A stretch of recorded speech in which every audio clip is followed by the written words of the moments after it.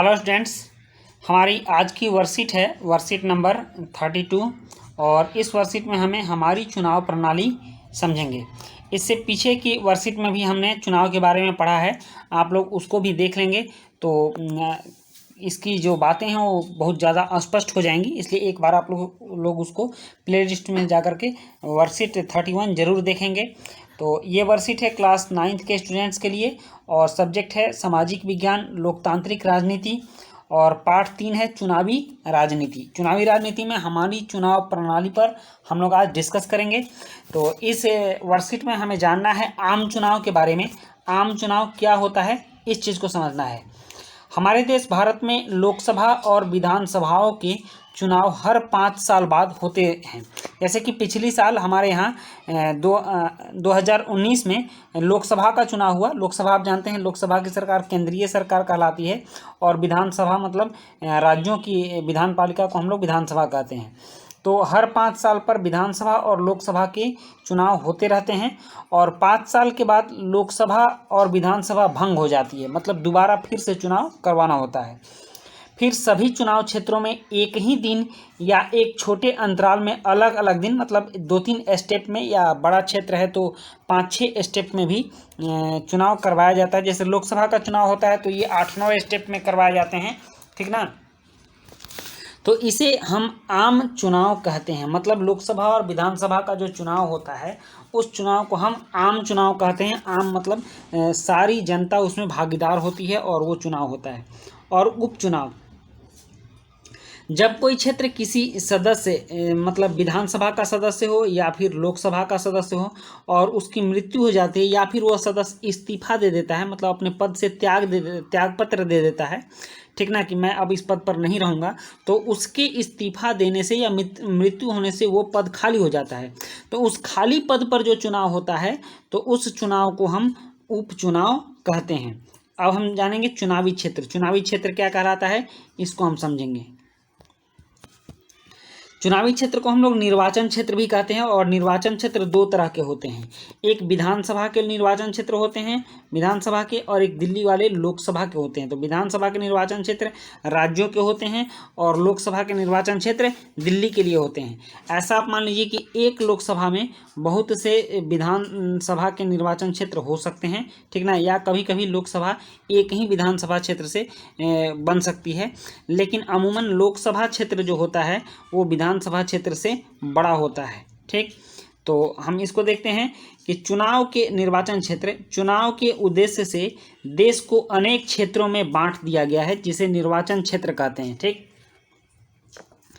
एक क्षेत्र में रहने वाले मतदाता अपने एक प्रतिनिधि का चुनाव करते हैं। जैसे मान लीजिए पूर्वी दिल्ली के मतदाता होंगे तो अपने लिए वो एक सांसद का चुनाव करेंगे।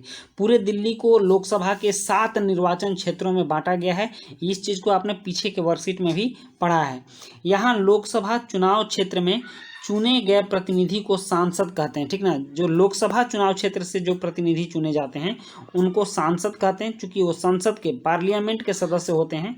संसद मतलब राज्यसभा और लोकसभा के सदस्य होते हैं तो उनको सांसद कहते हैं।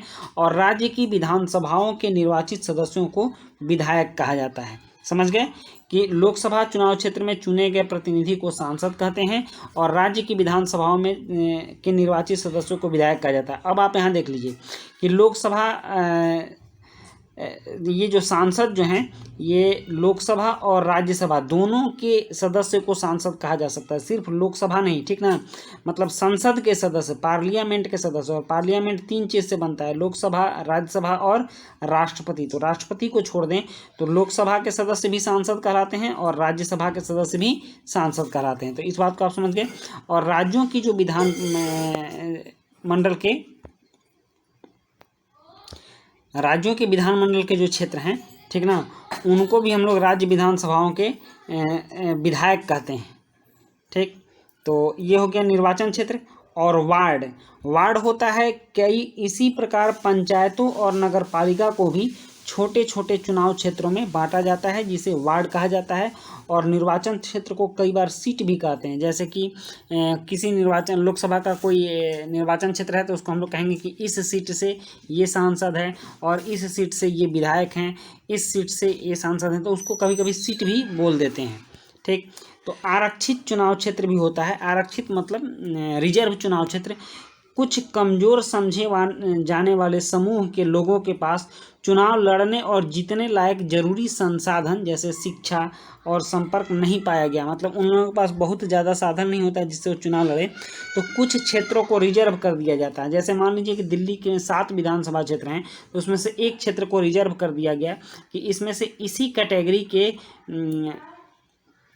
प्रतिनिधि चुनाव लड़ सकते हैं, चाहे वो जिस कैटेगरी के लिए रिजर्व किया गया हो, चाहे माइनॉरिटी के हों या फिर वो अनुसूचित जाति अनुसूचित जनजाति के हों, तो उस तरह से उनके लिए कुछ क्षेत्रों को आरक्षित किया जाता है, रिजर्व किया जाता है, तो उसी को आरक्षित चुनाव क्षेत्र कहते हैं। जिसके कारण देश की आबादी के एक बड़े हिस्से की आवाज़ संसद और विधानसभाओं तक नहीं पहुंच पाती, इसीलिए उन लोगों के लिए ये आरक्षण का व्यवस्था किया गया और आरक्षित चुनाव क्षेत्र घोषित किया जाता है। इसलिए हमारे संविधान निर्माताओं ने कमजोर वर्गों के लिए आरक्षित निर्वाचन क्षेत्र की विशेष व्यवस्था सोची। कुछ ऐसे क्षेत्र को आरक्षित कर दिया जाए जहां से कि कमजोर वर्ग चुनाव लड़े और वो लोग भी हमारे संसद में और विधानसभा में जाकर अपने स्तर के व्यक्तियों का प्रतिनिधित्व करते हुए कानून बनाने में उनके विचारों को भी रखें। इसके तहत उस आरक्षित क्षेत्र में सिर्फ अनुसूचित जाति या अनुसूचित जनजाति का ही व्यक्ति चुनाव लड़ सकता है। इसे हम आरक्षित निर्वाचन क्षेत्र कहते हैं। मतदाता सूची और वोटर लिस्ट। हमारे देश में 18 वर्ष और उससे ऊपर के सभी नागरिकों को चुनाव में बिना किसी भेदभाव के वोट डालने का अधिकार है। मतलब वो अपने प्रतिनिधि को चुन सकते हैं जो 18 वर्ष के होते हैं। तो 18 वर्ष के जितने लोग हुए उनका नाम का एक सूची होना चाहिए कि इस क्षेत्र के इतने लोग 18 वर्ष से ऊपर हो गए, तो वो जो सूची होती है उसी को हम लोग मतदाता सूची कहते हैं। और ये हर निर्वाचन क्षेत्र के लिए अलग अलग होती है। तो वोट डालने के लिए मतदाता सूची में नाम होना जरूरी है। मतदाता सूची में नाम होने पर वोटर आई कार्ड प्राप्त होता है, वोटर पहचान पत्र होता है जिसको कि वोटर आई कार्ड बोलते हैं, प्राप्त होता है। वोट देने जाते समय मतदाता को मतदाता पहचान पत्र या कोई अन्य निर्धारित पहचान पत्र साथ लेकर जाना होता है, जिससे किसी एक का वोट कोई दूसरा न डाल दे। तो ये मतदाता सूची हो गया, वोटर लिस्ट हो गया। और नेक्स्ट है उम्मीदवारों का नामांकन। उम्मीदवारों का नामांकन। देश में राजनीतिक दल अपने अपने उम्मीदवार मनोनीत करते हैं। जैसे मान लीजिए पूर्वी दिल्ली से कौन लड़ेगा, दक्षिणी दिल्ली से कौन लड़ेगा, पश्चिम दिल्ली से कौन लड़ेगा, ठीक ना, या फिर लखनऊ से कौन लड़ेगा और बनारस से कौन लड़ेगा, हरियाणा के करनाल से कौन लड़ेगा। तो इस तरह से हर निर्वाचन क्षेत्र के लिए राजनीतिक दल अपने अपने उम्मीदवार मनोनीत करते हैं, जिन्हें पार्टी अपना चुनाव चिन्ह और समर्थन देती है। पार्टी से चुनाव चिन्ह मिलता है। जैसे अगर भाजपा से लड़ेगा तो कमल छाप मिलेगा और कांग्रेस से लड़ेगा तो पंजा छाप, हाथ छाप मिलेगा, ठीक ना। और अगर वो केजरीवाल की पार्टी आप से लड़ेगा तो झाड़ू छाप मिलेगा उनको। तो इस तरह से अपना अपना चुनाव चिन्ह दिया जाता है और समर्थन मिलता है, जिसे आम भाषा में टिकट कहते हैं कि उनको इस पार्टी का टिकट मिल गया। किसी व्यक्ति को भाजपा का टिकट मिल जाता है, किसी व्यक्ति को कांग्रेस का टिकट मिल जाता है, किसी व्यक्ति को आम आदमी पार्टी का टिकट मिल जाता है। तो इस तरह से पार्टियों का समर्थन जो है वो जब मिलता है तो उसको हम लोग टिकट बोलते हैं। चुनाव लड़ने के इच्छुक हर एक उम्मीदवार को नामांकन पत्र भरना पड़ता है। मतलब जिनको चुनाव लड़ना है उनको सक्षम पदाधिकारी, जिस पदाधिकारी को नॉमिनेट किया जाएगा इलेक्शन कमीशन के तरफ से, चुनाव आयोग की तरफ से, उस सक्षम पदाधिकारी के सामने जा कर के नामांकन पत्र भरना होगा। और जिसमें उम्मीदवार अपने खिलाफ चल रहे आपराधिक मामले और अपनी संपत्ति, शैक्षिक योग्यता आदि का ब्यौरा देता है, तब जाकर उम्मीदवार की नामांकन प्रक्रिया पूरी होती है। मतलब अपने बारे में पूरी बायोडाटा वो नामांकन करने वाले पदाधिकारी के सामने देता है और अपनी पार्टी भी बताता है, तब जाकर नामांकन प्रक्रिया पूरी होती है। और तब अंत में होता है मतदान और मतगणना। मतदान केंद्र पर, मतलब जो वोट डालने वाला केंद्र होता है, सेंटर होता है, अपना वोट अपनी पसंद के उम्मीदवार को मतदाता देता है। मतदान केंद्र पर मतदाता, मतलब वोटर लिस्ट में जिनका नाम होता है वहीं दे सकते हैं। जो 18 वर्ष से ऊपर होते हैं वहीं मतदाता बनते हैं भारत में। तो वो मतदाता अपना वोट अपनी पसंद के उम्मीदवार को देता है और मतदान हो जाने के बाद वोटिंग मशीनों, जैसे ईवीएम जो होता है, इलेक्ट्रॉनिक वोटिंग मशीन, ईवीएम का फुल फॉर्म होता है इलेक्ट्रॉनिक, ई से इलेक्ट्रॉनिक, वी से वोटिंग और एम से मशीन। तो ईवीएम से इलेक्ट्रॉनिक वोटिंग मशीन को सील करके सुरक्षित जगह पर पहुंचा दिया जाता है, जिसको कि हम लोग वज्रगृह बोलते हैं, ठीक ना। तो उस वज्रगृह में जहां तक किसी की पहुंच नहीं होती और वो सुरक्षित रखा रहता है। तथा एक तय तारीख पर उन सभी मशीनों को खोलकर मतों की गिनती होती है और यहाँ सभी दलों के एजेंट मौजूद होते हैं जिससे मतगणना निष्पक्ष ढंग से हो सके। मतलब कि सभी दलों के एजेंट रहेंगे तभी ना दूसरे दल के लोग उसमें कुछ उल्टा सीधा नहीं कर पाएंगे, तो मतगणना निष्पक्ष ढंग से होती है और किसी चुनाव क्षेत्र में सबसे ज़्यादा मत पाने वाले उम्मीदवार को विजयी घोषित किया जाता है। तो ये हमारी चुनाव प्रणाली है, चुनाव प्रक्रिया है। अब इसके प्रश्नों को हम देखते हैं। इसमें 4 प्रश्न दिए गए हैं। पहला प्रश्न है कि आम चुनाव और उपचुनाव में क्या अंतर है। दूसरा प्रश्न है सांसद और विधायक में क्या अंतर है। और तीसरा प्रश्न है मतदाता सूची से आप क्या समझते हैं। आपके अनुसार चुनाव लड़ने वाले उम्मीदवार में क्या क्या योग्यताएं होनी चाहिए। तो चलिए इन प्रश्नों के उत्तर लिखते हैं। इसमें पहला प्रश्न है, आप देख लीजिए कि आम चुनाव और उपचुनाव में क्या अंतर है। ठीक, तो इसका उत्तर है आम चुनाव। पहले समझ लेते हैं। हमारे देश में भारत में लोकसभा और विधानसभाओं के चुनाव हर 5 साल बाद होते हैं। 5 साल के बाद लोकसभा और विधानसभा भंग हो जाती है। फिर सभी चुनाव क्षेत्रों में एक ही दिन या एक छोटे अंतराल में अलग अलग दिन चुनाव होते हैं। इसे हम आम चुनाव कहते हैं। और उपचुनाव देख लीजिए। उपचुनाव है कि जब कोई किसी सदस्य या प्रतिनिधि की मृत्यु हो या इस्तीफे से पद खाली हो जाता है। ठीक ना, यहाँ पद होगा, इस्तीफे से पद, ठीक,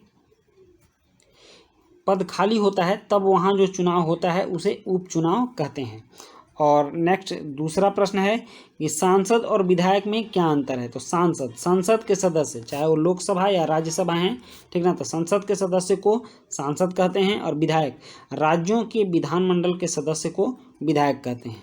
और तीसरा प्रश्न है कि मतदाता सूची से आप क्या समझते हैं, उत्तर दीजिए। तो इसका उत्तर है देश में सभी चुनाव क्षेत्रों के 18 वर्ष से ऊपर के सभी नागरिकों की एक सूची बनाई जाती है जो चुनाव में अपना मतदान कर सकते हैं। इस सूची को मतदाता सूची कहते हैं।